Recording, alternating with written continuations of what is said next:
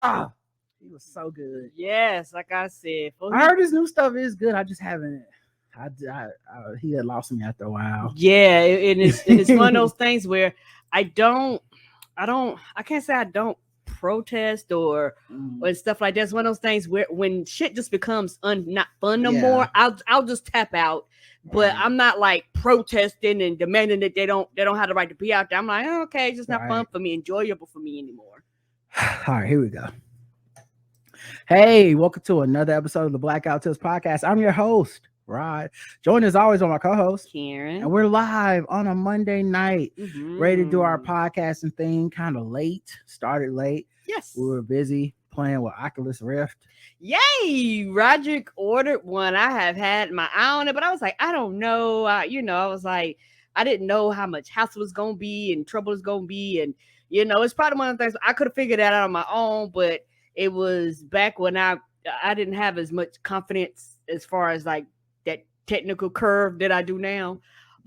So I didn't get it. And so we got, I was like, okay, cool. And so Roger got it and he enjoyed it and I got it. It was a cool experience. I must give Aaron credit. Aaron was right because it's been a few years now. Aaron was like, y'all, that VR shit is flames. Aaron from Black Astronauts. Yes, podcast. Yes. Yeah, we got the Oculus Quest 2, and I got it because I had a Best Buy credit for like $50 or something because the air fryer we had got recalled, so they were like, return it and we'll give you a gift thing, like a gift card. So I had that.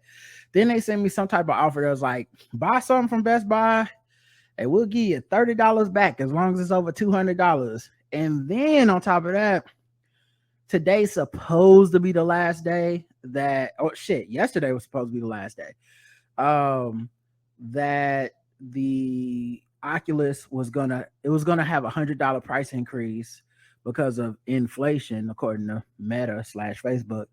So the price was going up today, and I went and looked, and it was still the old price. And so I was like, okay, I guess Best Buy didn't get the memo. Let me go ahead and use these coupons and get basically like $80 off of it. And a lot of times big box stores are slow to those changes. So anyway, that's how I ended up getting it. And I've only just done the tutorial stuff, the introductory fun stuff, but man, it's so crazy. It's so fun. I enjoyed dancing with the little robot. That shit was so, I had so much fun. I danced with him again. I was like, let's just dance just to dance. Shit. You can hold his hands. He looks so cute and adorable. I had myself a ball. Yeah, my friend, Bossy does exercises on there. Like they have like morning,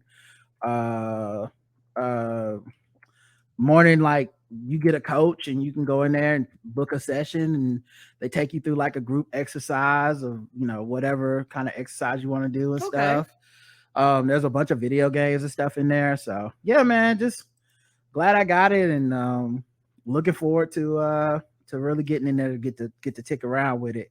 But yeah, that's why we started so late, is because I went through the tutorial, then I had to take Karen through it, let her go through the tutorial so she could deal with it too.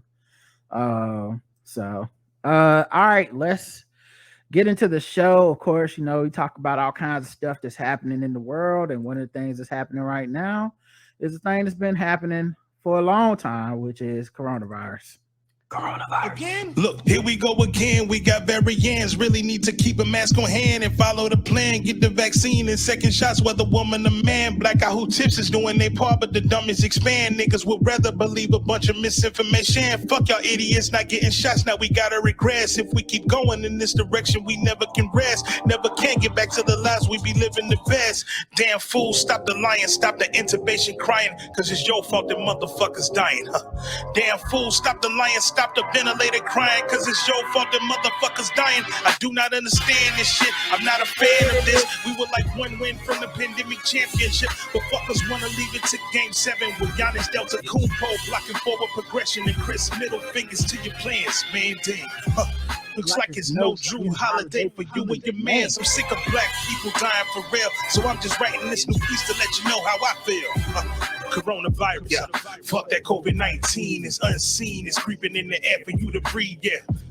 So fuck that COVID-19. It's unseen. It's creeping in the air for you to breathe. Yeah. Coronavirus news. Here's what we got. Millions of Americans have long COVID, and many of them are no longer working. It seemed like it would be an obvious thing to think about, but we know long COVID exists. We know have the ability to work.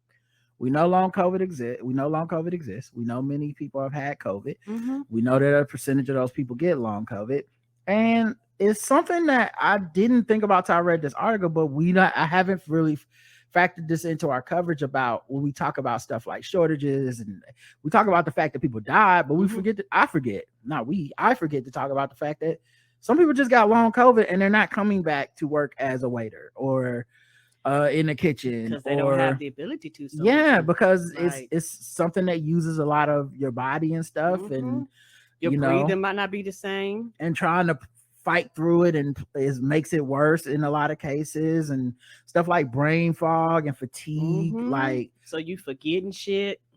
Yeah, so there are people who are going to be categorically disabled after this, right? I think when we don't see it happen to like a bunch of famous people and stuff, like there's in our society everything's like representation, so it's like if a famous person gets it and they just come back like the vast majority of people do, we don't think of it. But if there were like a lot of cases of like celebrities having long COVID, I think you'd see more coverage about it. Yes, and the thing is, it would not be surprising if a lot of these people would have to fight the insurance companies and fight people for the ability to even be on disability, because it is a disability for some people, because it like dramatically impacts their lives where they can't function like normal. And you know how Americans think of disability. We're very stupid when it comes to that. We think if I can't physically see it, if you're not limping in a wheelchair, missing an eye or a leg or an arm or some shit like that, you're not disabled. And that's not true. Young Money reunion had to be rescheduled because Drake tested positive for COVID. So they had to change the whole thing. Yeah, at least they're taking it seriously. Yeah, for sure. I mean, I'm glad he didn't just go out and perform with it. I don't know if it's just because of the symptoms or whatever, but he's taking it serious. Like he himself was like, you know what? I'm not gonna do that. Yeah. So a Florida pastor was arrested for selling industrial bleach as cancer COVID cure through his church. I blame Donald Trump for this. Yes, go to the jail. Florida man. What happened to that drug they kept, the ones for the horses that nobody talks about no more? Yo, that shit fucking disappeared off the planet. Or am I the only one that realized they're not covering no news articles on that anymore? God, Karen, I have not heard anything about ivermectin in months. That shit disappeared. People just stopped talking about it. Yeah, it's like as soon as society said, fuck it, you're not gonna get the vaccine, oh well, they were like, all right, we can stop pretending that we're taking this ivermectin, right? You don't hear nobody fighting the hospitals no more, suing the hospital, demanding that they give none of that. All that shit just stopped. Yeah, wow. It used to be article after article after article after article of these dumbasses out here talking about it. And when you said that, it made me think, well, what about the drug everybody kept acting like it was the answer to everything, even though people say this right here don't even treat what you have. What a great call. Yeah, that's yeah, you're right. I don't even know what else to say about that. Because they would like you said, they weren't serious. They just did it just because they could. Yeah, I really think when everybody said, okay, fine, you can go outside, it was like, hey, well, you don't have to necessarily wear a mask, and it's like they suddenly just said, oh yeah, I guess fuck ivermectin, right? And it's like, whoa, what happened?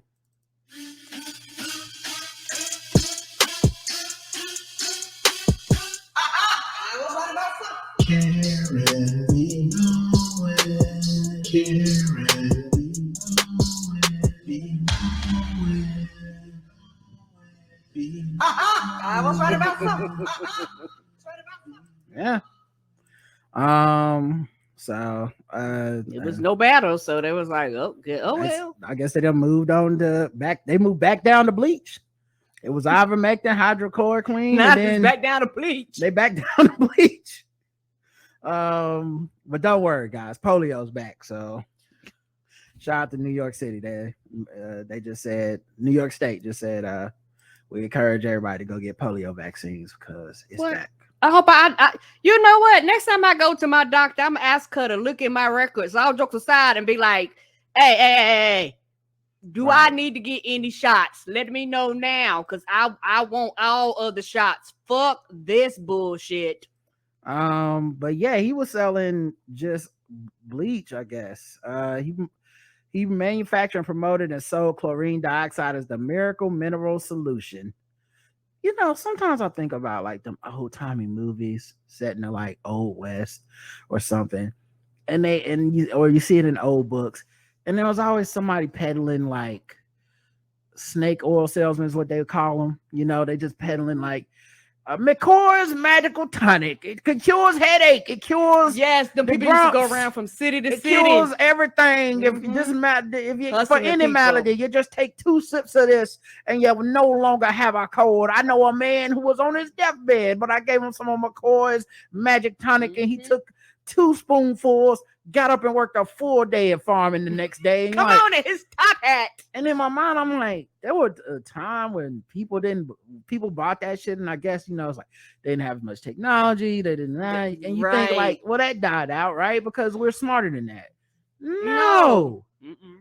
We are. This nigga was selling bleach, just pouring Clorox right into a bottle, like, hey, come get this bleach. Nobody smelled that and be like, this smell like the shit I put in my clothes. Here's what he said it could cure: cancer, to autism, to malaria. What? Go to the damn jail. Go to jail. Just anything. Oh, man. If you got it, this can cure it. I twisted my ankle. Oh, you don't need nothing but a hit of this miracle mineral solution. He was doing an infomercial doing service. Yeah. Miracle mineral solution. Oh, my God. It was like, what's in it? It's a I can't tell you that. That's my proprietary recipe. If I tell you, I have to kill you. No, really. I have to kill you. The FDA said the solution he sold is actually a bleach that is typically used for such things as treating textiles, industrial water, pulp, and paper. Ingesting these products can be fatal, the FDA said. Right. It'll kill you. The judge had already ordered the church to stop selling the substance in 2020, but the order was ignored and Grinning was arrested. How much business was he doing that he kept going? He was getting it. And, you know, and I think you have so many people in this world, which is sad that it's anti-science. Like the whole thing is anti-science. And a lot of people, when it comes to religion, a lot of people use religion as an excuse not to use their common sense, where they just lean on religion just so they won't be accountable and responsible for their own actions. And no. You have your own mind. You have critical thinking. If God bless you with this big, great mind, use it. I just can't imagine. And it's probably why I'm not a religious person. I would never go back to this church. Me either. Like obviously this person probably was not acting. The second he pulled out the Clorox can, I'd be like, what is we doing in here? Right. Like odds are it's not like this guy was acting sane one Sunday and then the next Sunday he was pouring bleach. But I'm just mean like in general, like just, and it might just be my mentality because there's a lot of people that still went to like Eddie Long's church at the end. But it's to me, I'm like, well, this ain't it. It's like, oh guys, we think the pastor's been raping boys. Okay, well, that was a nice run. But won't be coming. He gonna be preaching next Sunday? Yeah, why wouldn't he be? Okay, I probably won't be here. I probably won't be here. Yeah, like y'all understand, right? Y'all get it. And I'm not the crazy one. Yeah, but this is wow. But yeah, him and his 3 adult sons all got indicted last year. 1 count each of conspiracy to commit fraud, and 2 counts each of criminal contempt. Yeah, it must have been money in it because he just was like, this money too good. They're gonna have to come and get me. Somebody was buying the bleach. And they came and got him too. New Zealand fully reopens borders, marking an end of COVID controls.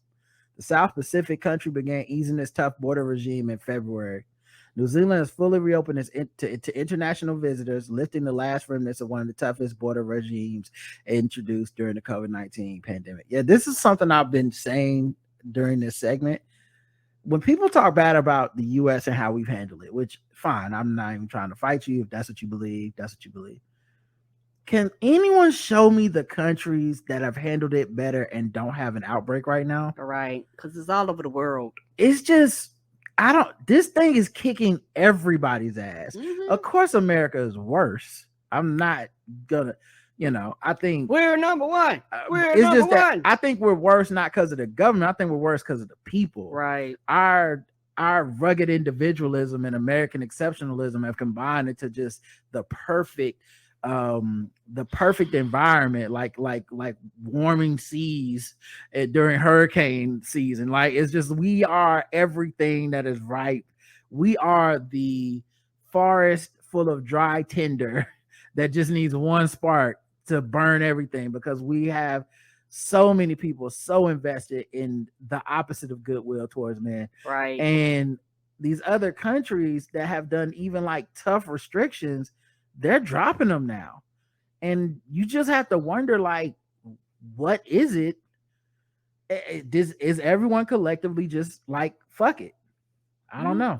Yeah, I think it's a little bit of everything. I think it's all the countries, even with the restrictions, people just didn't like it, and people just do not like the restrictions because it was a disruption to their life. It was disruption to the economy. It's disruption to their money. A lot of people are like, it's been long enough, whatever the case may be. And you have these government and these government officials. This is like, you know what, give the people what they want. And then when the shit happens, oh, well, everybody just going to be on their own, because once we decided that we was going to do this for the people don't want it. So who are we to tell the people, this, even though we know what's going to happen is like, we're going to have all these massive outbreaks all over the country, people flooding our hospitals, people consistently getting sick. Our numbers about to go through the roof. They were low for a reason. Not that it didn't exist, but they were low because of the things, the precautions that we took. But when you have these outsiders that don't give a damn about this country or our people coming in here, not wearing masks, breathing all over the place, people going to and fro, it's like, now the people in the government are going to do the aftermath of this decision. Yeah.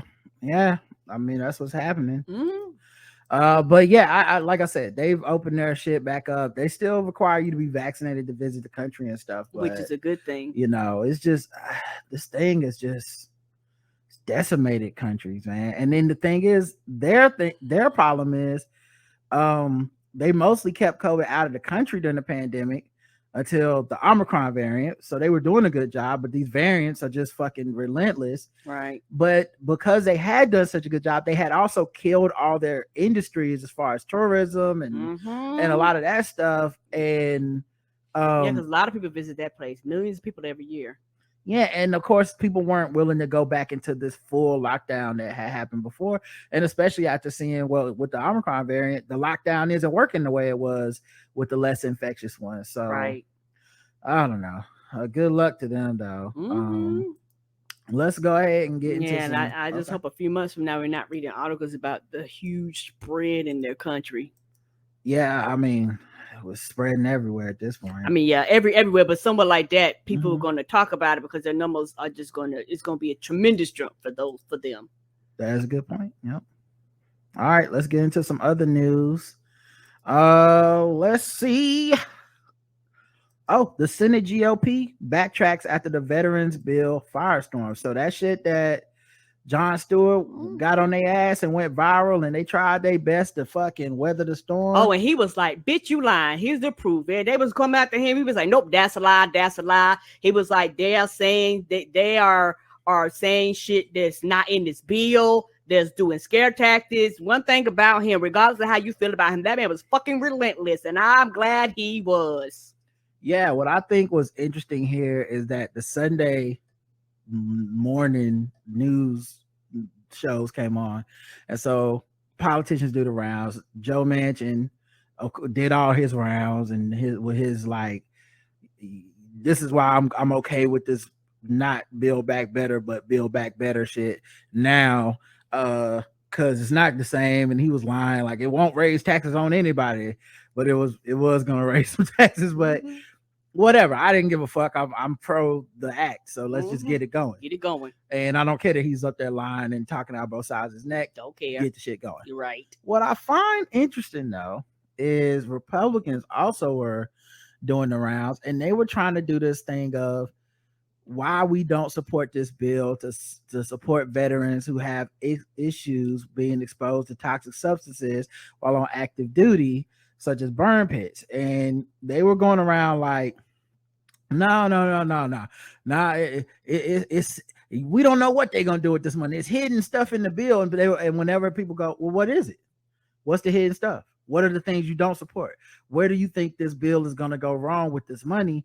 They didn't have anything, right? Because they and I think they looked so bad for the first time in. Because people people ask follow-up questions. Yeah, for the first time in because caring about veterans is a universal thing that Americans do. Even if you're the wokest motherfucker on the planet that hates America and hates the government and hates the imperialism of our military, blah, blah, blah. The individual soldier is very rarely in any way to blame for all of that shit. Like, it's normally like a nigga that needed the GI Bill to go to college. Like, it's very rare that someone truly signs up to the military on some like, I can't wait to be part of this imperialistic blah, blah, blah. That's why they get them when they're young.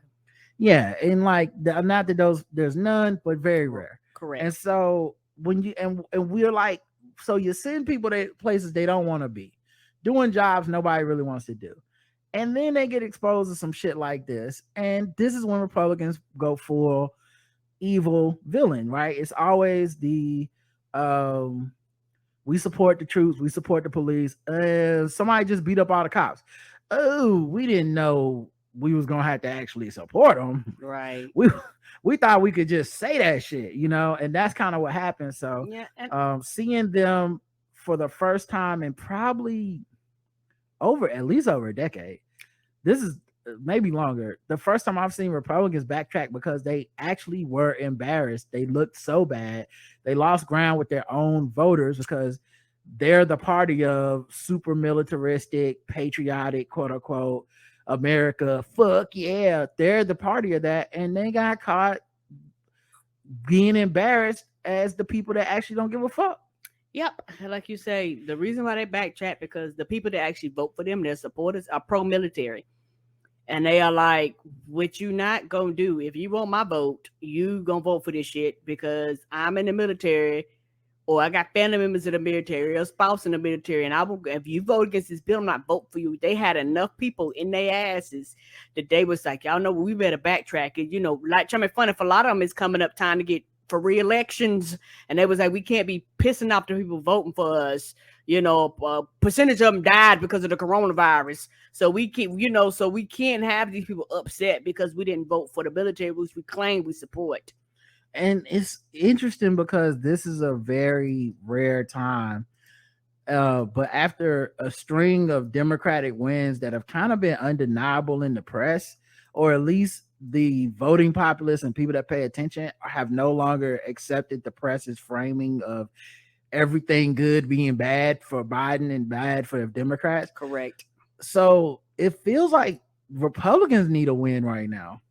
And their win is ironically letting some legislation go through, because being obstructionist has sort of, being obstructionist is not enough at the moment. So just thought that was interesting. Yeah, because right now it's one of these points where, like I said, everybody's looking for a win. Right. So right now you really may see some more bipartisan shit go through. Like you was reading yesterday how they was threatening about the gay bill. Wouldn't be surprising if some of them came back and was like, you know what, I'm gonna vote for this. Like I said, they want to get reelected, and people vote for them. But there's a percentage of the population that's Republican to be like, gay shit, okay, but you know what, I'm for the other shit too. But if you don't vote for this, particularly the younger people that they're trying to get to, they're like, no, this is a right, and I don't want to hear anything else. But also, I'm for pro guns and for the other shit too. Yeah. Beyonce removing Spaz lyric from new album Renaissance following ableist and deeply offensive claims. On the track base, B sings spazzing on that ass, spaz on that ass.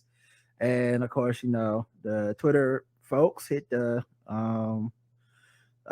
some of the people, since I think Lizzo took it out of her song, people was like, this is you know, deeply offensive to me, and blah blah blah. And Beyonce's team said the word was not used intentionally in a harmful way. It will be replaced.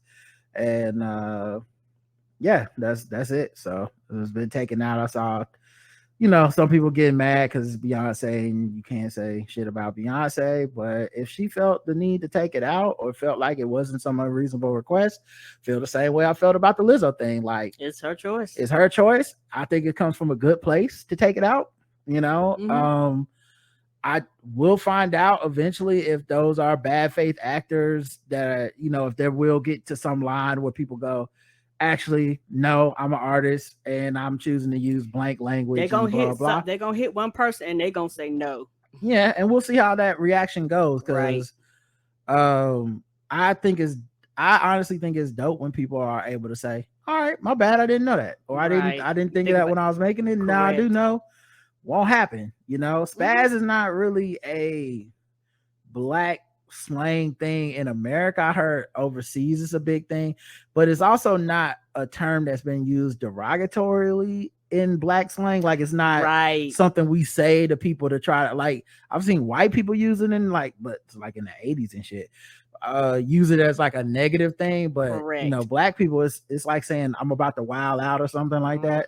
So yeah, I get it. I think I really feel like it's a non big deal, and if anything, it, you know, people were heard, people were listened to, and then you just move on. Yeah, like you said, they did it, and you know, it's going to be one of those things where it's going to be interesting. They're going to hit an artist, a big artist, and they're going to say no. Yeah, and I'm not. Yeah, and I'm not even saying that like looking forward to that, because I honestly think this is such a small thing.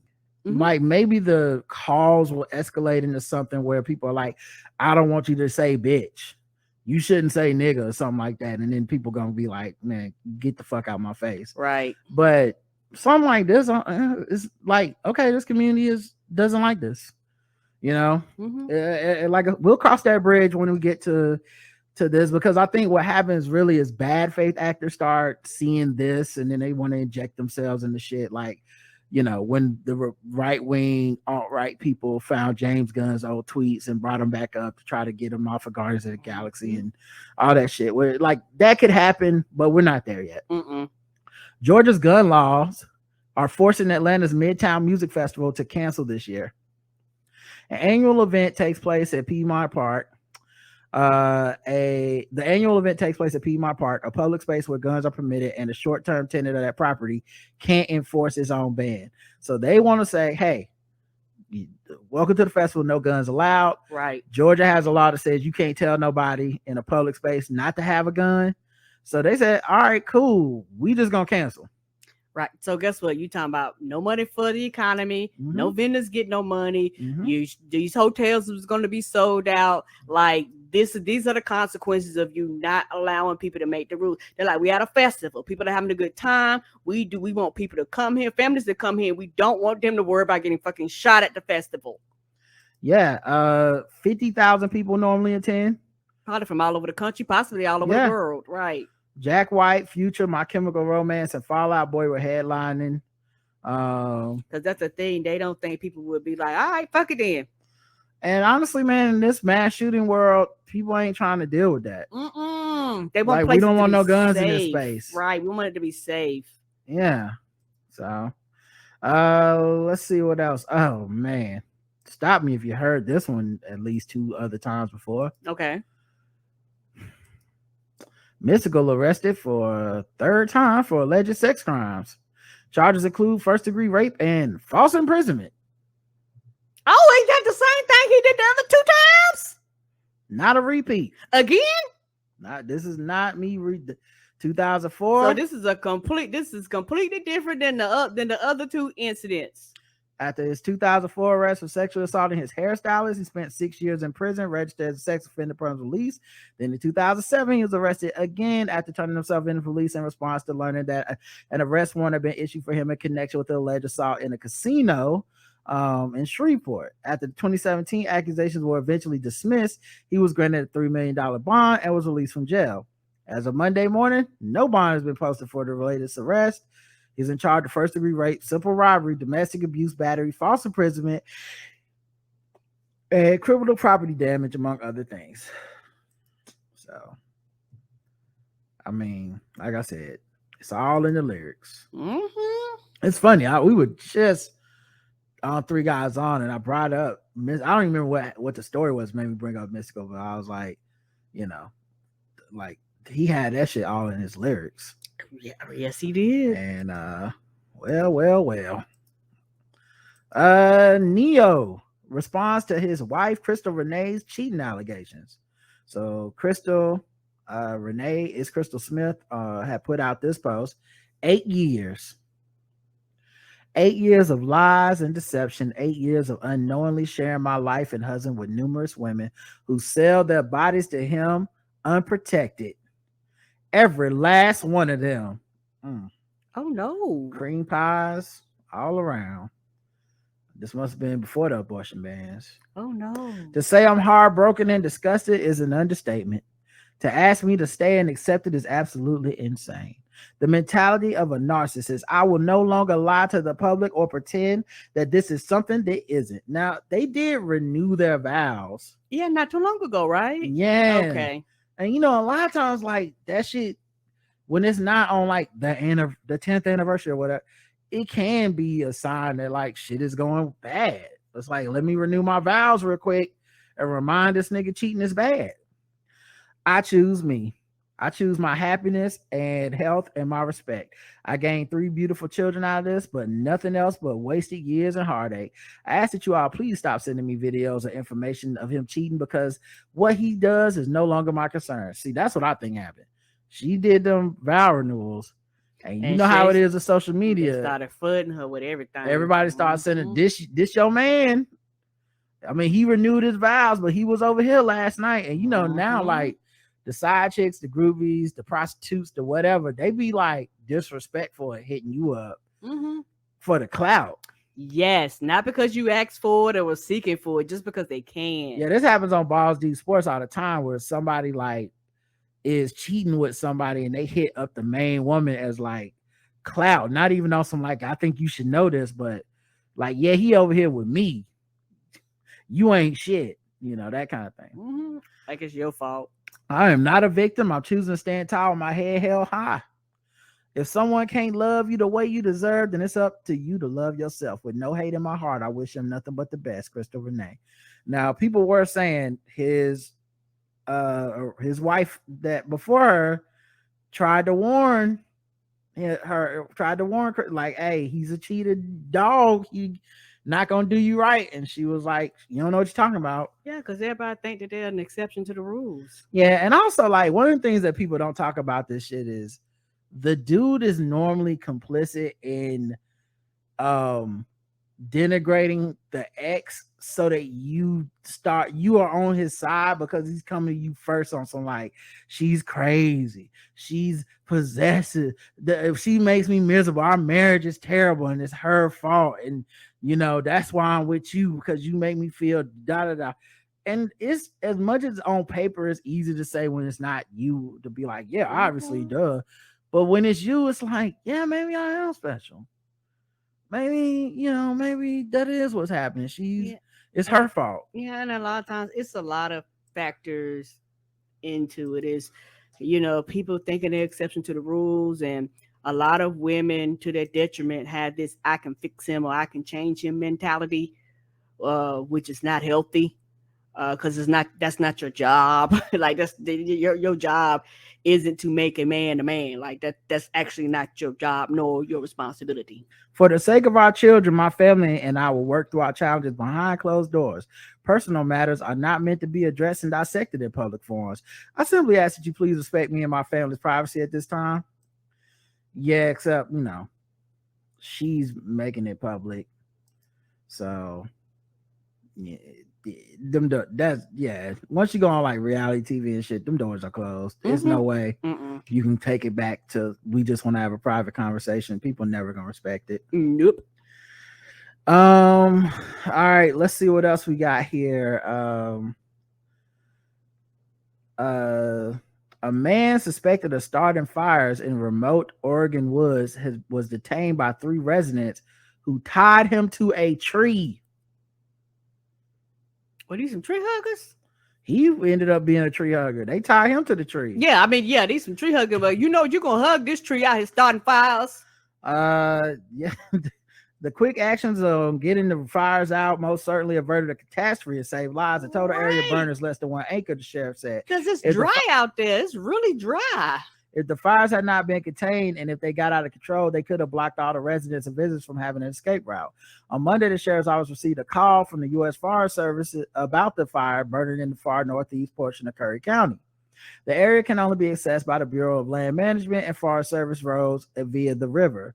A BLM employee, Bureau of Land Management, who was in the area. You thought it was Black Lives Matter? I know, but like black folks out here patrolling. That's probably why they tied him to the tree. Who was in the area, the blaze saw a man walking along gravel roads starting fires. Dispatchers alerted local, state, and federal authorities asking for assistance with the fires. Ground crews, including area residents, got the fires controlled quickly. 3 residents found the 30-year-old suspect, Trenton Smith, walking near the flames and detained him until police arrived. It was reported the suspect became very combative with the 3 residents and had to be tied to a tree to subdue him. Oh, because he was fighting them and shit, probably trying to get away. And it was like, what you not gonna do is start this fucking forest fire and think you gonna walk away. He was arrested and taken to a hospital as he was injured while falling down. He was released from medical care and taken to jail. Sir, why is there bark in your scalp? Yeah. He is accused of 1 count of first-degree arson, 1 count of second-degree arson, and reckless burning. Who you think got a hold of them squirrels?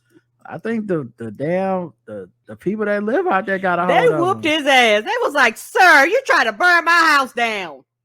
Yeah, like nah, cuz you're not gonna come out here and burn down our motherfucking house, and then I got to live with this shit. Are you crazy? Right, burn it and try to get away and make it so we can't escape. I don't care who you fell out with or how you feel. And with it being so dry out there, that shit would have spread. It'd have been horrible.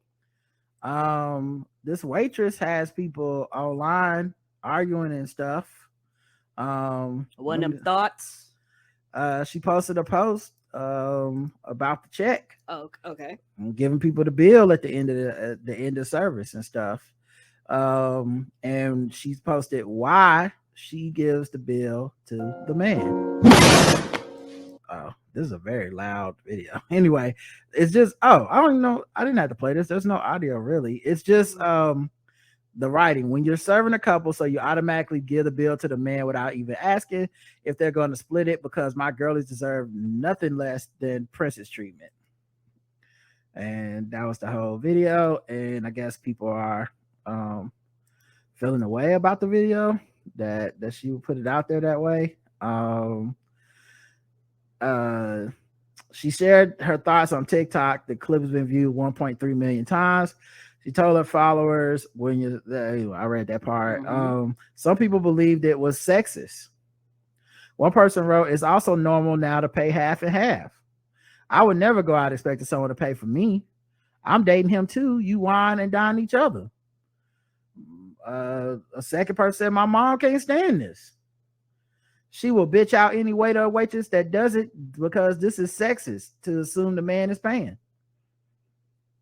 You don't even know if it's a first date." So I said, first date is different. Just sharing my opinion. I mean, what do you think, Karen? Yeah, this is one of them thoughts because the war of the sexes. That like this is literally a war of the sexes. She might as well end this with thoughts. What do you think? Yeah. So internet and everybody gonna bring their own personal agendas and argue. Yeah, she might as well said fight at the end of her statement. It is interesting because like I know that it's very heteronormative already. It's kind of intrusive. When I was a waiter, I normally would just leave it between both people at the edge of the table. Me too. I put it in the middle of the table. And 90% of the time the dude would pay if it was a man-woman couple type thing. If you want it split, just let me know. Yeah, but you don't know. Some people split it. Some people, like, not really my business. Business meaning people sometimes split it and stuff, but some people make a show out of paying for it or whatever. I just find it interesting that she put the reasoning behind it. Like, because my girls deserve. It's like, well, you're not, I guarantee you this, you're not making a man pay for it.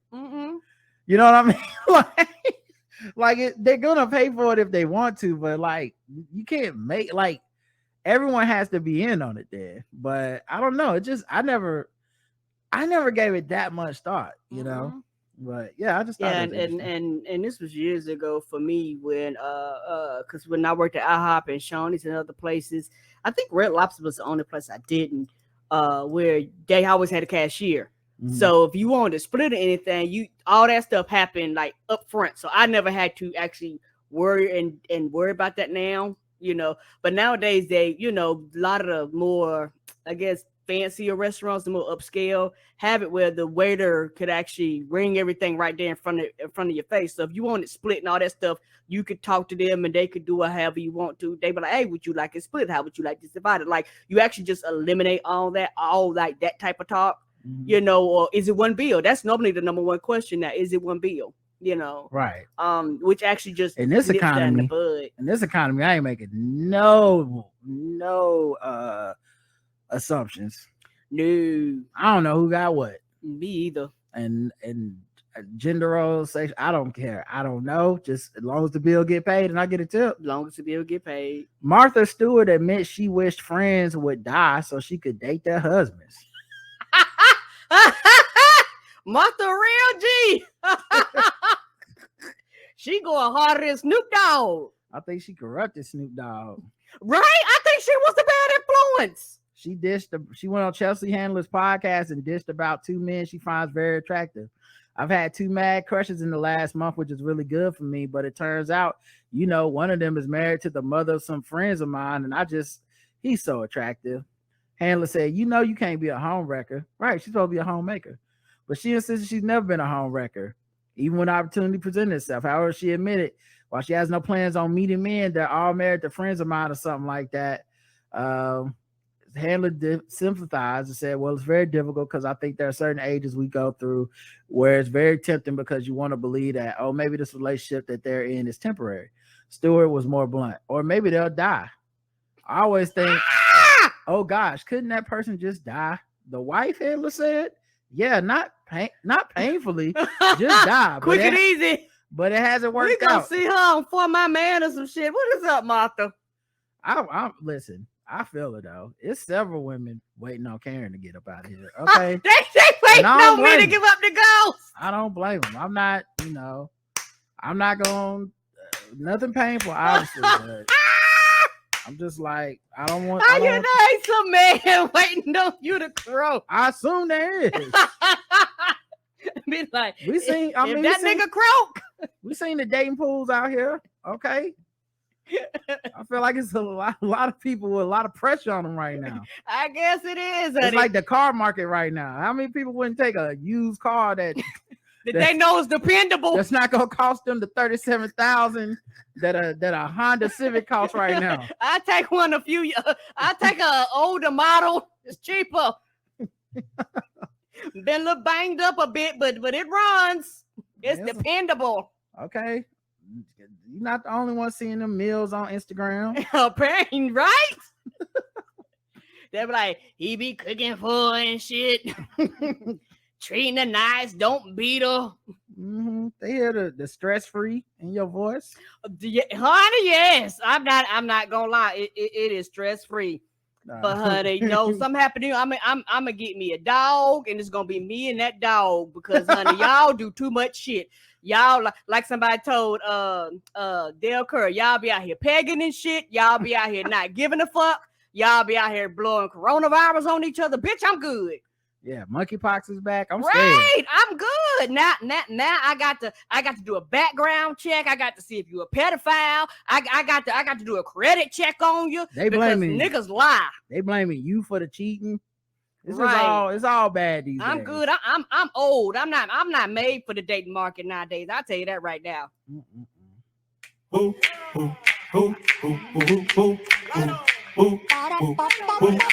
Hey, we're just fucking with them people because they black.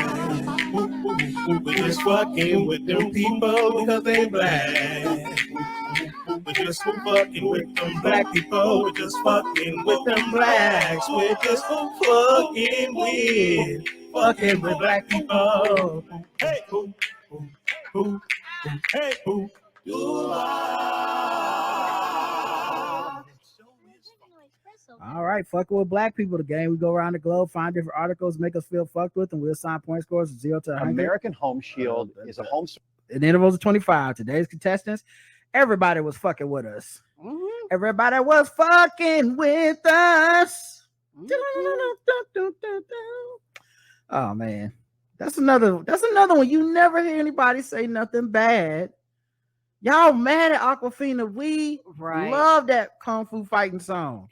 That shit was definitely racist. That was a whole ass cartoon. Yeah, it definitely had some racist overtones. They had that.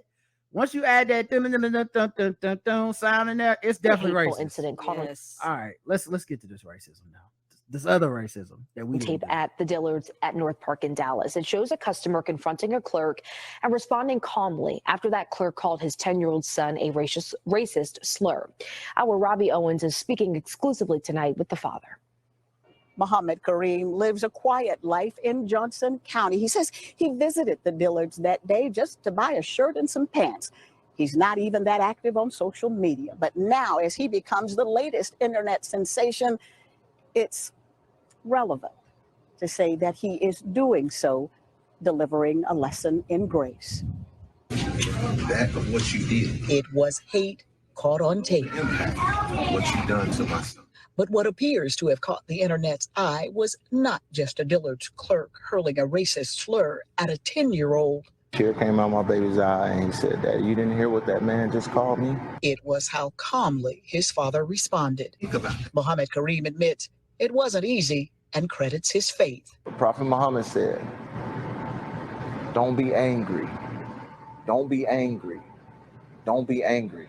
And I'll be honest with you, I was angry. I was livid. And he didn't buy the clerk's explanation that he had hit his leg. You don't go from hitting your foot to life doesn't work that way. Mm-hmm. This is repetitive behavior. The employee told Kareem that he had worked at Dillard's for more than 20 years, but no more. In response to our questions, Dillard's provided this statement saying, quote, "The allegations made against our former employee were promptly investigated, found to be in clear violation of our standards, and his employment with Dillard's was immediately terminated." We're sorry he's fired. Okay, let's move on. I see it's 10. Kareem says his son has been traumatized. They think every white person is out to get him. His wife also overheard the slur and is struggling as well. And Kareem admits, so is he. I can't allow for my situation. I can't allow for my feelings and my emotions to overshadow them at this particular time. So I'm doing the best that I can to protect them, but the trauma. Just as he did that day in Dillard's. The best decision was at that moment was to just do what was right. In Johnson County, Robbie Owens, CBS 11 News. Yeah, so it's the cutoff age to compete for Miss USA. And for the those that couldn't tell what was said, it was fucking nigger. That's what the guy called that man's son. The Dillard's employee said that to the son. And the father then came over and basically like calmly talked to him and you know, didn't back down and like say like it was okay or nothing, but just calmly talked to him.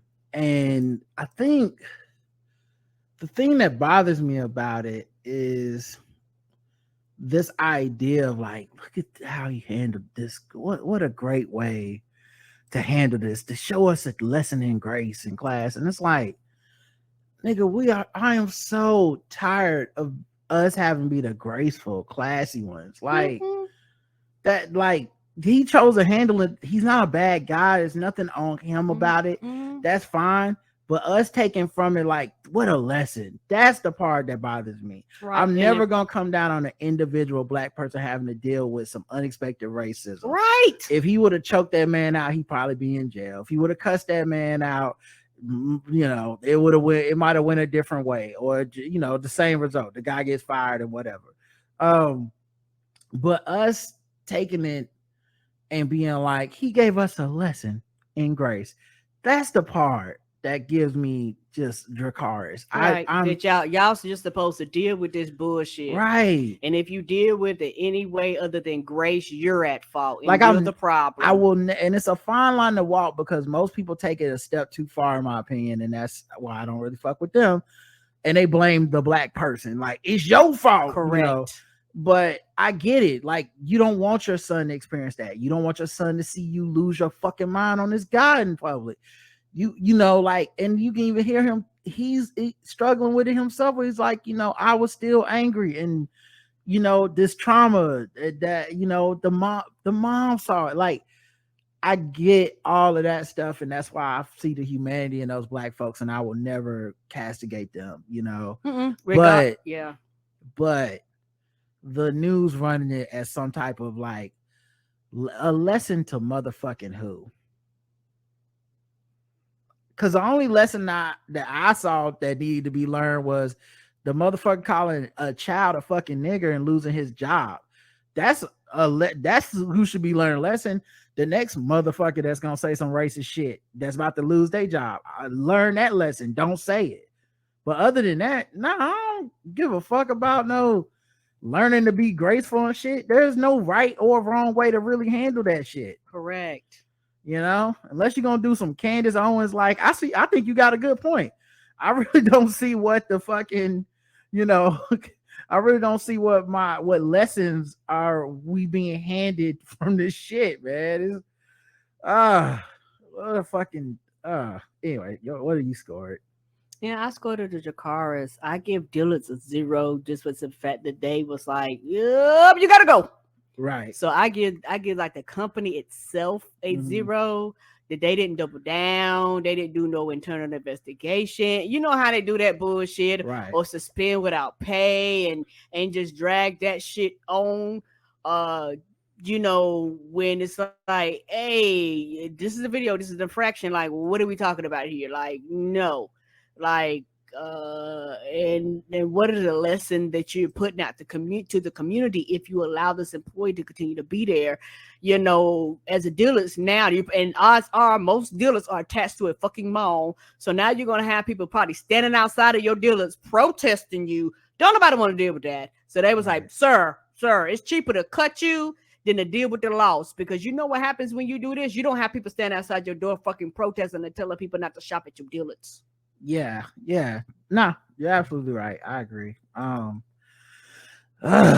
Next, and I'm so glad they handled it. You know, we didn't have to hear no. It's an investigation into 20 years down the drain. Fuck him, he can go. Dillard's about to close anyway. Probably. Yeah, and I guarantee you, he's not the. This is not the first time he's done it. He's done it many a times, but people just like, okay, whatever, and they just kind of shuffle on along because everybody deals with this differently. Everybody don't report it. Trust, this is not the first person he's called a nigga to their face. Oh yeah, absolutely. All right, let's get into the next one.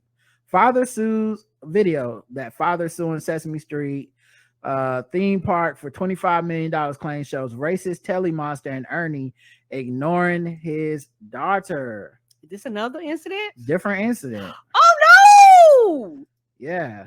A new video shows the moment a Sesame Street theme park employee allegedly snubbed a 5-year-old black girl as her daughter sues for $25 million. And I don't know what the right amount to sue for is. I'm sure you aim for the moon. Y'all probably gonna, if you know y'all negotiate, you probably gonna, get a reasonable amount of money. But it's one of them things. Everybody gonna go back through training. You hug all the kids. We don't give a fuck if you can see them or not. You hug them and you shake their hands. Quentin Burns claims 4 employees dressed as Sesame Street characters ignored his daughter Kennedy and other black guests during a meet and greet on June 18th. The video opens with the costume characters dancing in the parade as the employee dressed as a Telly Monster walked over to wave and shake the hands of several children. Let's look at the video then. I think we have to go to the video on this one. See the evidence. Probably turn down the moments later, an employee dressed as Ernie was seen greeting the same group, but also stops just short of shaking hands with Kennedy. Sesame Place has explained the alleged snubbing was not intentional, that employees in these incidents simply can't see everyone due to the costume's limited field of vision, and they just happen to never see the black kids. Right. All right, here's the video. It's no sound. Okay, yeah, it does look like he came over, specifically shook a white kid's hand right next to the black girl. I hate to be conspiracy theory about this, but how did he see that white kid that was smaller and lower, but not the black kid who was actually standing up? How? Right.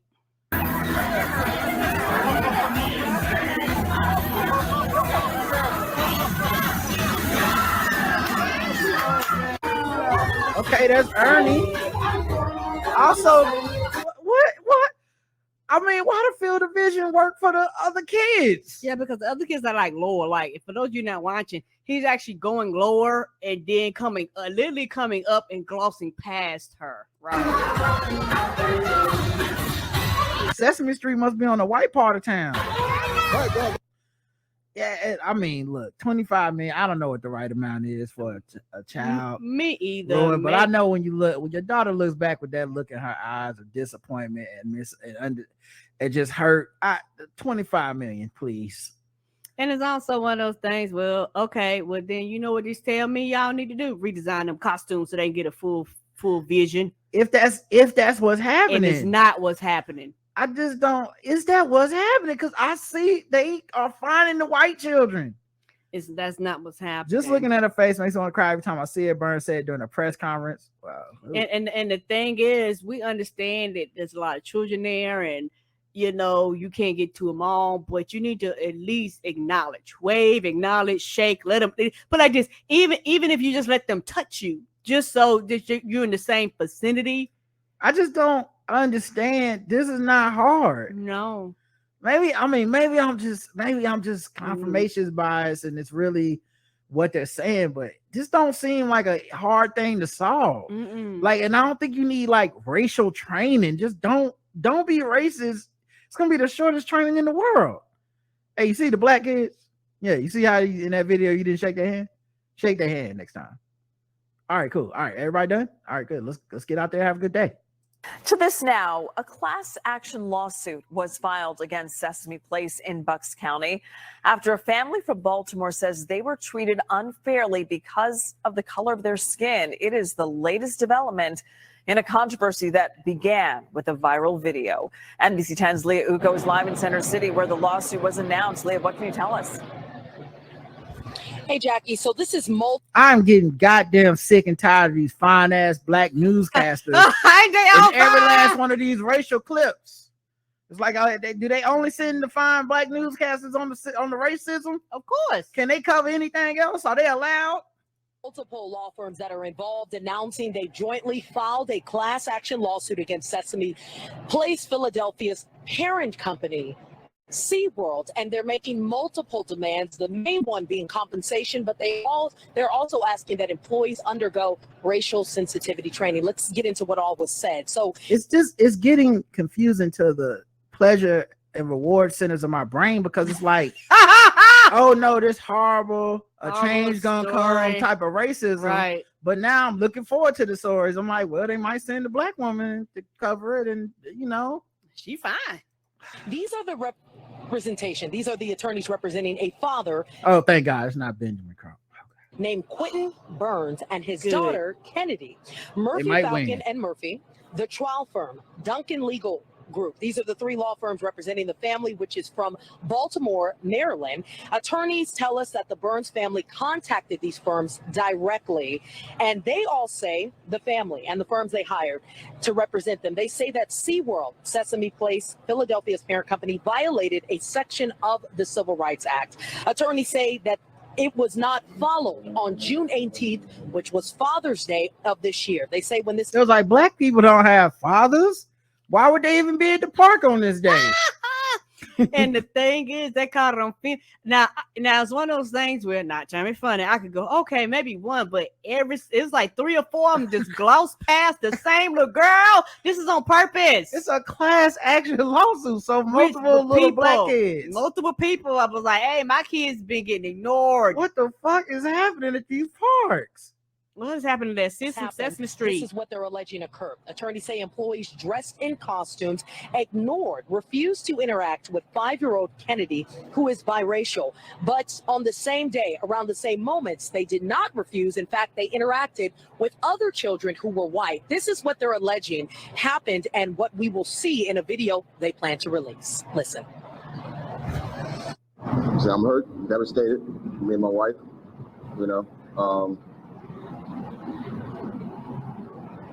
just looking at her face, it makes me want to cry every time I see it. We want to punish SeaWorld because they know what happened was wrong, and we're sure that we are going to find that this was indeed a pattern that they were aware of. They just didn't care. So back to this video. These 3 law firms allege that this video will prove their claims. I asked them, what exactly are we going to see in this video that proves their claims are accurate? They basically said you will see that the girl is devastated. They did not have that video ready to be released at the time of this 4 p.m. press conference. They say they're working on it. They will release it to NBC 10 shortly. So we're waiting to get that into our newsroom. We also reached out to Sesame Place, Philadelphia, in regards to this latest accusation. We are still waiting to hear back on that end as well. Now, I also asked if they've spoken with the other families who have publicly made similar accusations in the last week or two. They say that they have not, but the lawyers are asking other families with similar accusations to contact these law firms, which again have filed this class action lawsuit. That's the latest from outside the federal courthouse in Center City. Leah Uko, NBC 10 News. All right, Leah, we'll wait for that video to be released, which we expect soon. Leah, thank you for that. Oh, my goodness. Just angry and fine. What's the point? Did the white people have to cover these stories? Anyway, what would you give it? 0 to 100? Oh, this one gets a 100 because it's the kids. And it's one of those things to where 1 or 2 families is fucked up, but when you have multiple families, this seems like some shit that y'all do. It's one of the things too to where it doesn't matter who's behind the costume. Like I said, I've never wore a costume, so I don't know. But I'm pretty sure your vision ain't that off because you need to be able to see, you need to be able to walk. Like there's some shit that your vision to do things that I could see with someone turning your head or some shit like that. But even with all that, it's like these children are yelling and calling out your name. They're going to catch your attention. Yeah, it's just the pattern, and it's insidious because you can't prove it, and it's happening to your kids. And the only thing, you just need a good lawyer that's willing to go out there and make a big deal of this, find several families that have dealt with this and give those stump speeches like, oh, the Sesame Street is on the wrong side of the tracks. Yeah, and we didn't land on Fraggle Rock. Fraggle Rock landed on us. Blues Clues. I know they're gonna be like, tell me how to get to Sesame Street. Apparently Sesame Street don't want us there. Yeah. I tell you how to get to Sesame Street. You gotta go through Clan Country. And yes, my children come from a proud family, but we are tired of Doc McStuffing it down our throats with this goddamn racism. Y'all see what they did? They put us outside with Oscar the Grouch. You can put the whole Sesame Street in the trash because they all grouches to me. I say no Elmo, no less.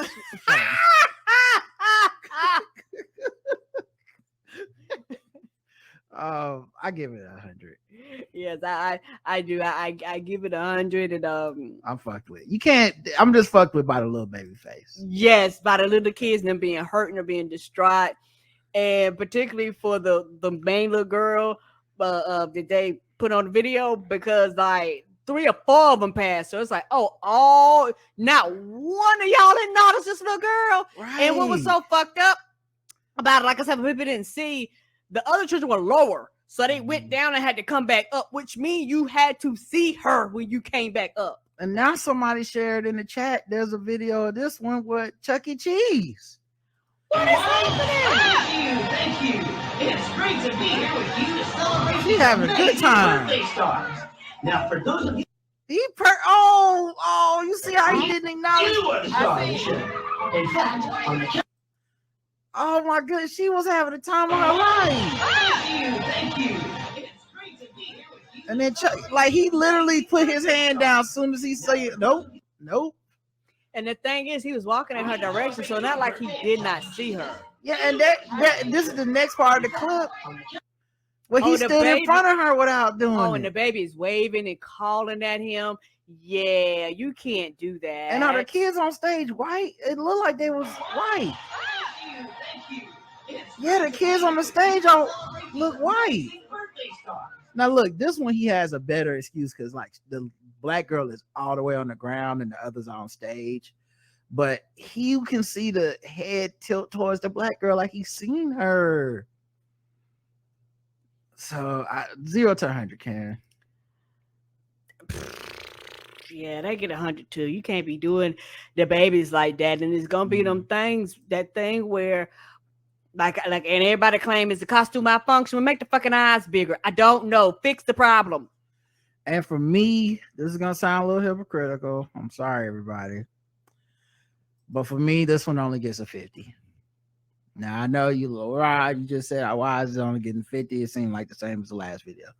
Here's the thing: it's only getting a 50 because it's Chuck E. Cheese, so I know it's a nigga in the suit. Okay.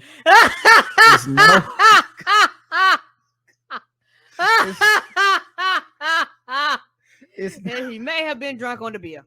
It's no way. It might even been her daddy, and you didn't want to acknowledge it. There's no way that is a white person in that suit. And I just have to score it a little lower. I'm not saying it's not. I'm not saying it's okay. You talking about my logic sometimes, but we know that that's a nigga in that suit. Now, why that man didn't acknowledge that little girl, we'll never know. Be doing the babies like that. And he should still. That's why he's still getting a 50. It's not okay just because you black. But I've never seen a white Chuck E. Cheese mascot in my life, and this will be the first one. All right, let's get oh man, let's talk about election news.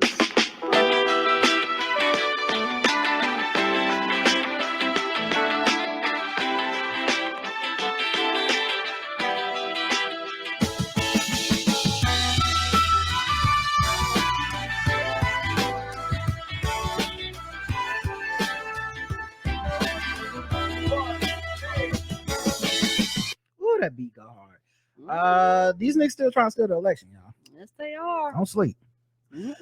A Johnson County sheriff claimed he got 200 tips of election fraud. A records request yielded only one. How happened to the other 199? Yeah, that motherfucking records request be kicking their ass, don't it? That Freedom of Information Act. Cause that shit be on, like they can go see. The fact that it took 2 years, because they probably delayed it multiple times and stalled and raised and pushed and told them they couldn't have it. Yes. And they want people to give up, but honey, you relentless enough. Eventually they know that they're gonna have to give you that information. Yeah, a lot of times it costs a lot of money too, so they know that it'll deter most people from getting the records. But if you determine you raise the money, but that bitch give it to me. Yeah, but it turns out this motherfucker was lying. It was funny. It says, so far, Johnson County District Attorney has received no cases from the sheriff. This office has not been involved in this investigation, and nothing's been submitted to our office for review. The same goes for Kansas Secretary of State office, the agency responsible for overseeing elections in the state. It said this week that it had received no inquiries from the Johnson County Sheriff's Office. Neither have 4 of the largest police departments in Kansas. All said they received no reports about election-related crimes in the last 2 years, which leads me to believe the one they found was probably for a Republican. Yep. And the other 199. It's just interesting because they're never required to show proof. And they always do this election scare tactic, and the implication being Democrats are going to cheat and steal an election just to try to make the election seem. They always be the one getting caught to make the election seem fraudulent on some way. So yeah, and they never have to like do anything and admit they lied or get fired or any of this shit. There's no accountability. The Johnson County Sheriff's Office was asked again this week if it could describe the nature of the tips it had received about alleged election fraud, or whether any of the more than 200 tips it said it has received could be substantiated. Through a spokesperson, the Sheriff's Office declined to answer. Yeah, I guarantee you, they're Republicans. They don't want to investigate. Right. Because there was some Democrats, they let you know, and they would investigate. You'd have had a list of names. Right. So they're trying to interfere with the election. Right. It's just like saying there's election interference when there isn't is just as bad. It's still interfering with the election. Correct. And it's always, and the other reason that I bring this up is because it's a sheriff. So you know the implication was we are going to extra scrutinize every black, brown, Democrat vote, young person. We're gonna extra scrutinize. If we think anything is happening, we sending you to jail. The wrong date, wrong signature, Right. You ain't sign it right, shit don't match up. We don't Right. care. Nope, we throwing that shit out. It don't count. Let's see. The January 6th panel agrees to overturn 20 depositions to the DOJ. Let's go. Well, what do you know? They're gonna turn over. I said overturn, I meant turn over. So yeah, they're working together. As I said they would be, because Merrick Garland is interested in that ass. Okay. An ex-cop found guilty of multiple counts related to Capitol riot said he was drinking too much and reading articles fed to him by the Facebook algorithm. Don't matter. Yeah. Go to the jail. He noted his stress, excess drinking, and a rabbit hole of election conspiracy theories. He wrote a letter to the judge about his state of mind before January 6th. At 49, he was a police officer in Rocky Mount, Virginia, but was fired shortly after his arrest in January 2021. You don't say. He was found guilty by a jury on 6 counts, including obstruction of an official proceeding and entering and remaining in a restricted building or grounds while carrying a dangerous weapon. Because they didn't think it was going to be any consequences or repercussions. That's why everybody went home like, we're going to be all right. They was like, oh, word. Months before the attack, Robertson said he became the primary caretaker of an older friend who had brain cancer. In addition to being a police sergeant and small farmer, the older friend was a vocal enthusiastic Trump supporter, and as a result of caring for him, I was exposed to lots of pro-Trump, anti-Biden media. Oh yeah, well, he's just a kid, just a 49-year-old boy. Robertson said the stress he was experiencing caused him to drink more than he ever had before, adding that shameful social media posts he made leading up to January 6th were a product of stress, abuse, alcohol abuse, and submersion in deep rabbit holes of election conspiracy theory. I sat around at night drinking too much and reacting to articles and sites given to me by Facebook algorithms. Well, that's probably, I mean, I'm not gonna lie, Facebook algorithms are the devil. Like, they definitely was feeding him. They, shout out to them evil motherfuckers. They were doing their jobs. The result was shameful and not at all indicative of the person I am or have ever been. Disagree. Robertson said that while he doesn't dispute his actions, he did not go to DC intending to disrupt Congress. He had no intent of using his walking stick as a weapon. Okay. So you have to beat people with your walking stick. Mm-hmm. Did he pull a knife out of it and go struggle? Right. I was drinking too much. Mm-mm. You ever get drunk sir. and be like, I'm gonna overthrow the government, Karen? You ever do that? Mm-mm. You ever have a Never. bender? You wake up in the middle of the fucking Capitol building? Mm-mm. Never. A Lehigh County man charged in January 6th Capitol riot after calling FBI and admitted to being there. Samuel Fontanez Rodriguez. Oh, I don't know what you was thinking, buddy. Was charged Friday with knowingly entering or remaining in a restricted building on the grounds without lawful authority and 3 other offenses, including disorderly conduct on Capitol grounds. According to court documents filed July 6th, he called the FBI National Threat Operations to clear his name. That was like, well, why are you here? Yeah. What would that name be again, sir? Good. Somebody was typing it. And how you That was spell like, that? how you spell it? They were typing it. You popped up in the Samuel database. Fontanez Rodriguez. Okay. Okay. Up. I got your picture. I got your picture right here. He told the FBI that he was at the Capitol building that day and he was exposed to tear gas and smoke bombs. He said he was born in 1988 and resided in zip code 18049. Oh, he didn't leave nothing up to the imagination. He basically say, y'all come and get me. He said he was near the U.S. Capitol between 2:05 and 2:22 p.m. Entered the Capitol building for a short time. After he exited, he took a photograph of the Capitol building. 4 days before that, before his call, FBI agents interviewed Jackson Kostowski of South Whitehall Township, who later pleaded guilty to parading, demonstrating, or picketing in the Capitol, receiving a sentence of probation and house arrest.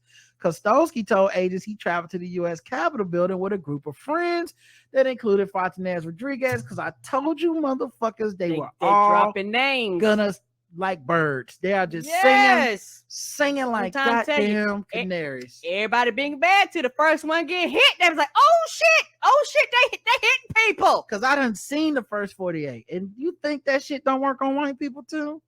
They be up in there singing like a barbershop quartet. Right. I wasn't alone. They don't want no jail time. I cook a Uber up there. Fontanez Rodriguez was driving. And they be like, you know you on the oath. Oh, I'm telling you the whole truth and nothing but the truth. So help me God. That's what they saying. Because these were not sophisticated. We got lucky. These were not a bunch of sophisticated people. Right. These were not people that had they were doing it for the plans gram. and strategies and all this shit.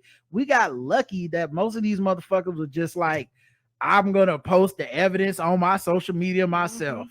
I'm gonna pin my and in fact, I'm gonna check in. How do you check in at the Capitol? Right. In a follow-up, I'm gonna do a Yelp review on the Capitol. The Yelp review. This is a terrible place. They would not let me in. Send. In a follow-up interview in February 2021, Kostowski admitted he was the man in the photograph wearing a leopard print vest and that the person standing next to him wearing a red beanie style hat and black hoodie style jacket looked like Fontanez Rodriguez. Kostowski further identified Fontanez Rodriguez as the man photographed with him on the steps in Washington before arriving at the Capitol building, wearing a black backpack and a red style hat. According to court documents. And they got a picture. Y'all, wait till y'all see this picture. Uh-oh. This picture. Oh no! This should look like the cover art for a DVD for Ab Fab.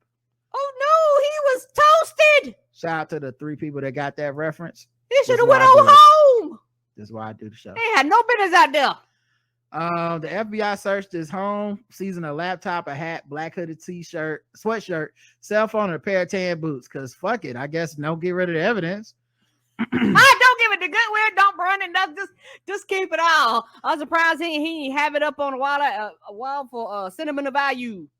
In the court documents, the FBI said it found text messages on Fontanez Rodriguez's cell phone to Kostowski. The messages included photos of the 2 men posing on the Capitol steps and standing before a Black Lives Matter poster with Fontanez Rodriguez's knee on Kostowski's neck. Apparently imitating so that's what that picture was. That was them being like, George Floyd, fuck you. That's what that picture was on the steps of the Capitol. Go get them. Go to jail. Go to jail. In an interview on that Fine, day, fees, whatever, don't matter. Some form of punishment. You ain't got no business with your ass up in there. Fontanez Rodriguez acknowledged he previously had a conversation with an FBI agent about being at the Capitol building and that he traveled to Washington with Kostowski and others, according to court documents. So, yeah, and the reason he had to admit to it because they have photograph evidence. They know when you got out of your Uber ride. Like, this is all stuff in this article. Right, they have everything because you never thought to cover your tracks. They went and asked Uber. Uber said, here you go. A total of 900 arrests have been made in connection with January 6th riot. Let's go. Including 70 people from Pennsylvania. 70. Oh, Pennsylvania was the spot, wasn't it? Was that the meetup spot? I don't know. The first rioter to be found guilty, sentenced to 7 years in prison after his children turned him in. Oh, you know what? Them kids was sick of their daddy. Mm-hmm. Them kids was like, them kids been watching all them TikToks and they been online. They got black friends. They was like, my daddy is racist. Report him. Yeah. The armed Texas far-right militia member egged the crowd on and later warned his children not to turn them into the FBI because traitors get shot. And now for 7 years, he ain't got to worry about shooting nothing. Them kids was tired of him. They was like, oh, word. And then bet you that wasn't the first time he threatened to shoot them kids either. They was like, oh, word, daddy, fuck you. Guy Reffitt, 49, was convicted by a jury in March of 5 felony charges, including bringing a gun on the Capitol grounds and obstructing an official proceeding. He had threatened to harm his own children if they ratted him out. He said, if you turn me in, you're a traitor. And traitors get shot, said his 19-year-old son, Jackson Reffitt. Probably named after Andrew Jackson. Federal guidelines recommend a prison sentence from 9 to 11.25 years. Did he not want to plead? They was like, oh, word, we're going to take this shit to trial. Yeah. He was one of them, take that shit to trial. Because when people plead, that's why when people plead and they talk and they give information, that's why they be like, we going to find you parole. But then people go, nope, we're not going to take it. They throw the fucking book at him. What I think is interesting here is he never entered the Capitol. And he still got 7 years. Because he fought it. He never entered the Capitol, but video evidence showed him egging on the crowd and leading other riders up a set of stairs. He was heard on his GoPro camera recording saying he planned to drag House Speaker Nancy Pelosi out by her feet with her head hitting every step on the way down. Then this nigga didn't even go in. That's hilarious.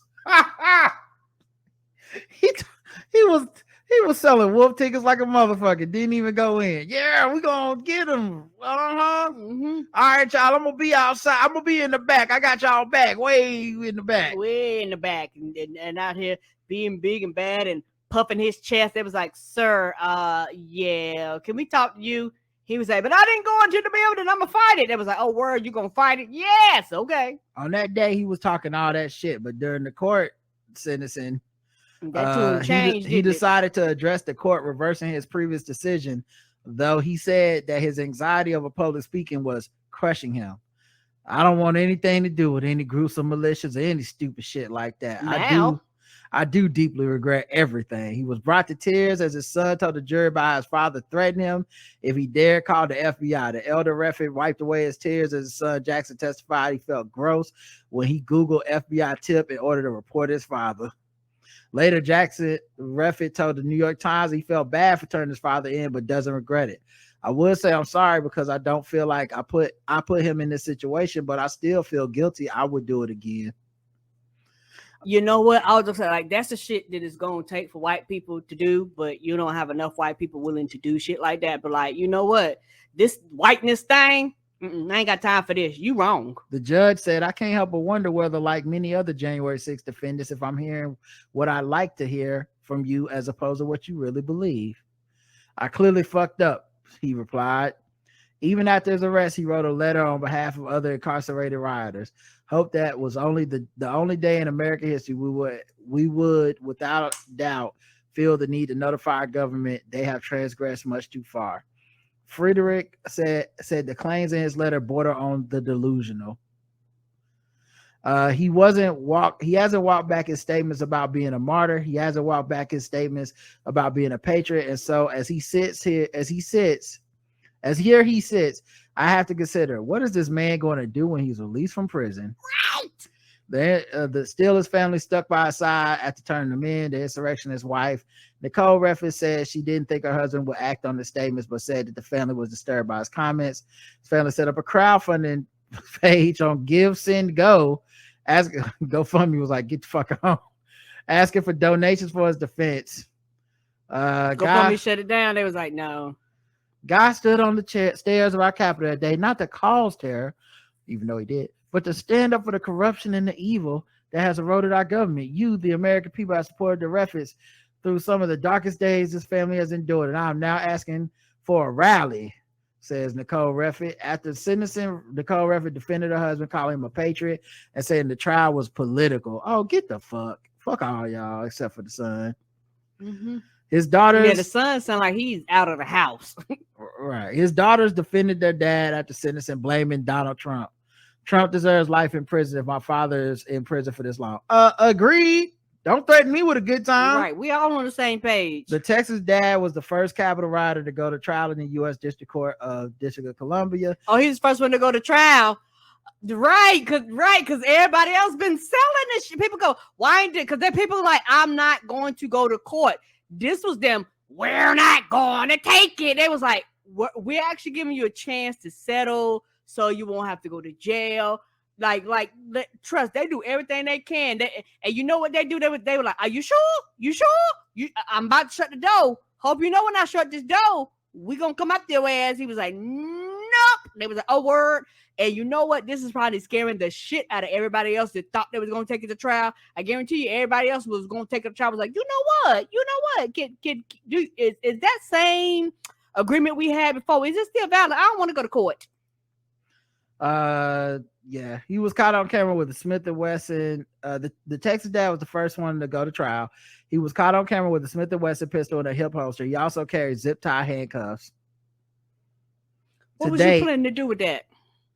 To date, federal prosecutors have prevailed and won convictions in all but one of 13 trials tied to the Capitol attack. Yeah, and everybody else been pleading, which totally makes sense. Like, I would expect more people to plead, honestly. Who was the one that won? I don't know which. I don't know. Okay. I don't know. So I would be interested to see how that person won or what happened. Yeah. But yeah. And trust it had to be a technicality or something like that. But the rest of them, they was like, no, ain't no. But they win 90-something%. So that means every once in a while one person gets away. But I feel like if it's like the lottery, it's like that one person won. Then if I'm the other people, I'm like, I definitely need to plead. Right. It's like the lottery. Everybody go, it's $1 bazillion. Okay. Right. You know what I would do right now? Plead. All right, let's move on. Let's go to some let's do some guess the race and then we'll get out of here. Boom. What time is it?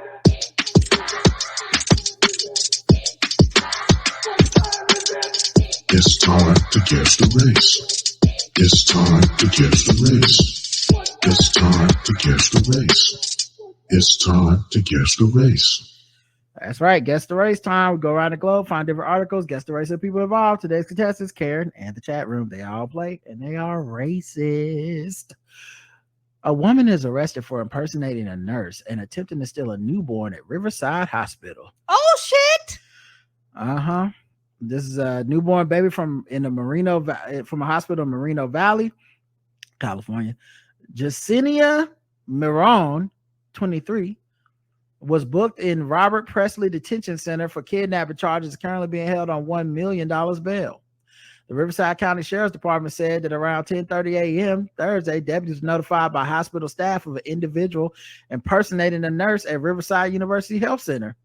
Deputies said they later learned that Miron entered the hospital posing as a newly hired nurse and gained access to a medical unit where newborn infants were kept. She allegedly entered a patient's hospital room and identified herself as a nurse. While inside the patient's room, she attempted to take their newborn infant. Miron was confronted by hospital staff who then notified security. And I've been in there. They got security like the motherfucking prison up in the newborn part of the hospital. Yeah, you have when one of my nephews was born, you have to sign in. I don't know how it is everywhere, but you have to sign in. There's a special unit that's separated from the rest of the hospital. You have to ride the elevator up there. You have to sign in, and they give you a badge, and they have like a thing on the some kind of thing on the mother. They also have a thing on the child, and only the nurse could actually exit with the child, because if you leave the room with the child, it would cause a fucking buzzer to go off. So it's almost like your child has one of them electronic things they do for theft, for thievery. And so, and when they, and they brought him back, they beeping the mama, they beeping the child. They was like, what you not gonna do is walk out of here with this child. Yeah, some Ocean's 11 shit to get a baby out of the hospital at this point. Which tells you how many people have done this shit in the past. Correct. That they are now treating the shit like Fort Knox, but for babies. She fled the hospital before law enforcement arrived, but deputies quickly identified her as a suspect and served a search warrant. Where she was located and arrested at this house. More than a week after her arrest was announced, the Riverside County Sheriff's Department revealed the 23-year-old suspect offered to take a different patient's newborn baby to a medical appointment. The mom said no to the offer, and Miron left the room without taking the baby. Miron was expected to face an additional charge because of the second reported. So she was trying to get a baby bad. She what must was be she one gonna of do when she get the baby? Because and the thing is, I guarantee you she wouldn't follow in protocol, and somebody was asking her probably basic ass questions she couldn't answer. I mean, you to walk out the room, the buzzer when it went off, the whole wing would have shut down. How did she think it was gonna go? I know why she was trying to get a baby.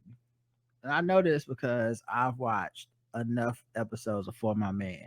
Oh no. She told some man that she was pregnant in order to keep him. And it was getting the time where it's like, well, where the fuck is the baby then? And she was like, I'm gonna go snatch a newborn baby out of the hospital and pretend it's just my baby. And she just never got the baby. According to the court documents obtained by Fox 11, Miron admitted to impersonating a nurse, said the kidnapping the baby would be easy. Those same documents said the officers found evidence that she had ultrasounds from 2 other hospitals. So she was faking a pregnancy. Guess the race. What was her name again? Her name is Yesenia Miron. Oops, wait a minute. Trying to Yesenia Miron. I'm gonna go black. Kara's going black. Let's check. Oh, go ahead. I'm thinking. Okay. Latinx slid into the maternity ward on her slippery back. All these free, gently used babies in the migrant camp cages, and she want to steal one Hispanic. God damn, y'all cold. Latina. All right, those are like most of the guests. We don't have a lot of people in the chat right now. Was that your final answer, Karen? 0 to 100. You know what? I'm gonna stick with black. All right, well, you're wrong. Boo. I was gonna change it to go with the crowd. They got it right. And they were right. Congratulations.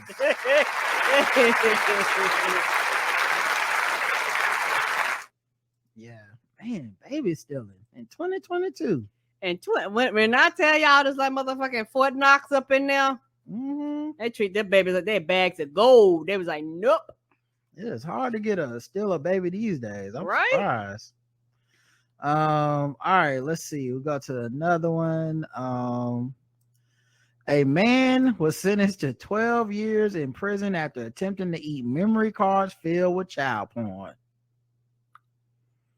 A man has been sentenced to 12 years in prison after he was arrested July 2017 for attempting... not gonna digest. They're gonna find that. Yeah, Karen. Yes, you figured it out. For attempting to eat memory cards filled with child porn. David Orozco a 31-year-old Georgia resident, formerly from Mexico, was stopped by officers from the Harnett County Sheriff's Office after they spotted his blue Lexus drifting in the center lane in Dunn, North Carolina. The officers noticed that Orozco was nervous as he was reportedly shaking and sweating inside the car, despite the fact that it was air conditioned. Tool marks were found on the dashboard by officers who then conducted a thorough search of the Lexus and discovered $111,252 in grocery bags that was hidden in a compartment. What? The vehicle was also registered under a different owner who had expired license. Orozco was searched in which a $100 bill fell out of his pocket, along with 5 memory cards that contained child pornography. He quickly took 2 cards from the ground, put them in the mouth, and attempted to destroy the evidence. Police managed to get 3 other cards and grab half of another from his mouth. The 5th was swallowed. Hundreds of thousands of videos and pictures were found in the obtained memory cards, as well as his cell phone, with most of them containing content from children 12 and under. Evidence from the incident was nearly abolished 2 years ago after a federal district attorney claimed that Orozco had no ties to the incident, as the Lexus was not his, despite the fact that he matched the identity of the driver in the reports. Orozco, who speaks poor English, reportedly consented to the search, and the money allegedly belonged to the owner of the Lexus. He was convicted in March on 1 count of possession of child porn, and he was sentenced to 12 years. Karen, guess the race? Latino, Latinx. All right, let's check the chat room, see what they believe.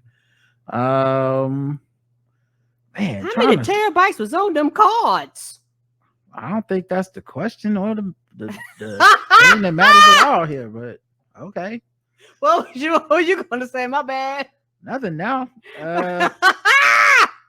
Let's see. White, Slowpoke Gonzalez Mexican, Greasy Pedo Latino, Latinx. Like I said, we only got a few people in the chat right now. Latinx, Latin. The correct answer is Latinx.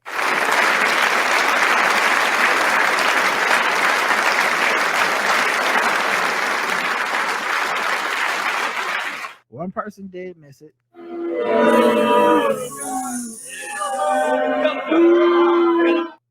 And shout out to that person. They truly open-minded and colorblind. You love to see it. Bonus round. What time is it?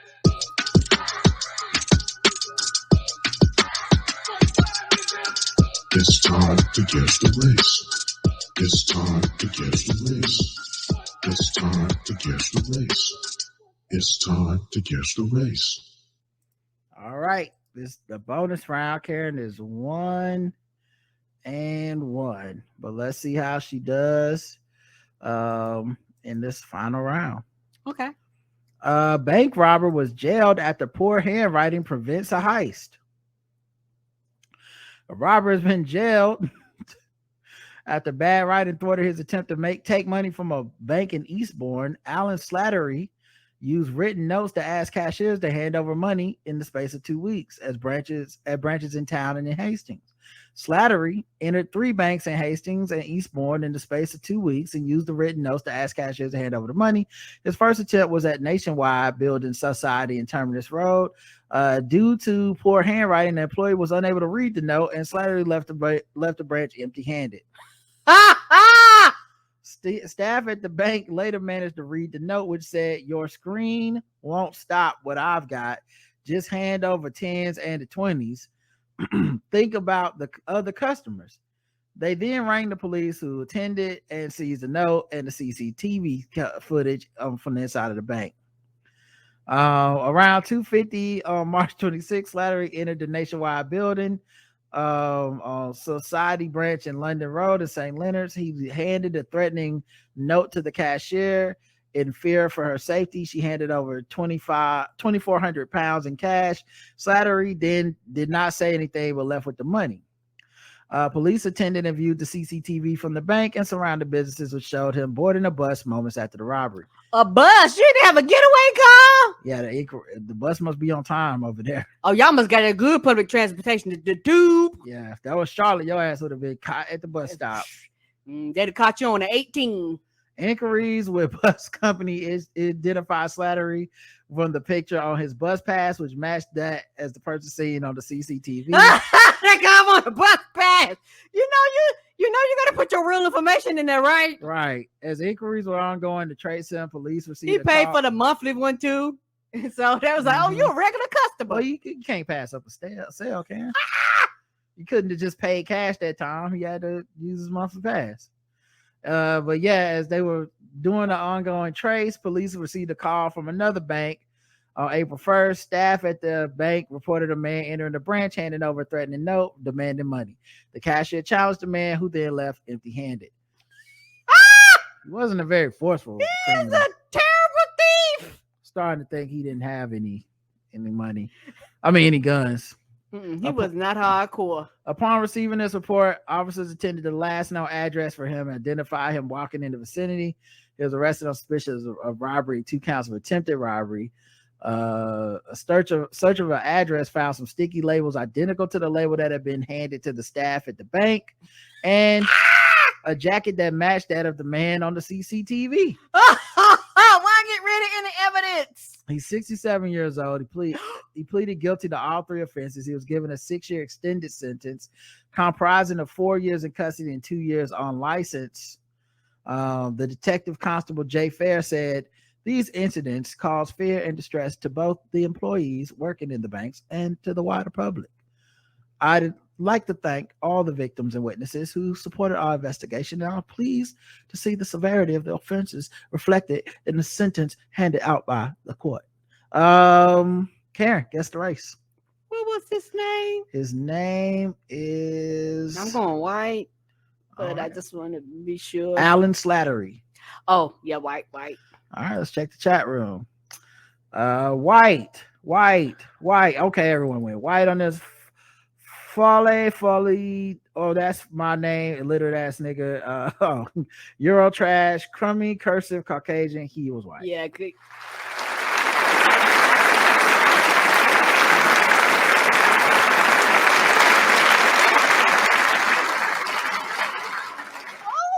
Oh, could you imagine that first one when she was like, Sir, get out of line. I have a customer. I can't read this. I'm just trying to imagine. Shrugged and was like, okay. I just find it funny that the person couldn't read his handwriting, and that meant the robbery was over. You know? Right? It's like, sir, I'm trying to make out what you want. What's your scream? Well, your screams won't stop. What is this? Whack gov pot? I don't know what you're talking about. But sir, can you just speak English? Sure. Move to the left. Move to the left. Move to the left. Just hand over 10 degrees and 20 degrees. That's what that looks like. What? Think about the customs. Like, I don't know. Then now he's in jail. All right, let's get to the final round. Let's talk about the sword ratchetness.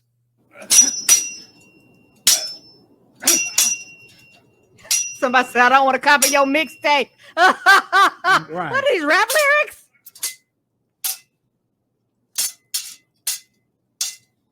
Sir, no soliciting. Get out the line. The other one argued with him, and he was like, okay. I was like, I'm not giving you no money. Okay. Terrible criminal. You know what? I'm with you. I don't think he had a gun. No way. A Skagit County man has been arrested and is awaiting charges after he used a sword to stab and kill another man in Concrete. In Concrete? The location. Okay. I was like, damn, the man in Concrete, you turn around and stabbed him too? Shit. Yeah, apparently a 52-year-old man had been stabbed with a sword. That's the call the police got. Emergency crews took the injured man to the hospital where he was pronounced dead. The victim was identified as Michael L. Klingel. Investigators later identified a 26-year-old man as a suspect in the deadly stabbing and found him near downtown Concrete. The man was arrested and booked in Skagit County Community Correction Center on an investigative hold pending formal charges. According to Skagit County Sheriff's Office, the Sheriff's Office said the two men knew each other. Oh. Investigation to the incident is ongoing. Even in the Concrete. That's how they're getting down. That's how they're getting down. All right, y'all. That's it for tonight's late night episode. Hope y'all enjoyed it. We enjoy bringing it to you. We do. we'll talk to y'all later on. Until next time, I love you. I love you too. Mwah. Bye everybody. Bye.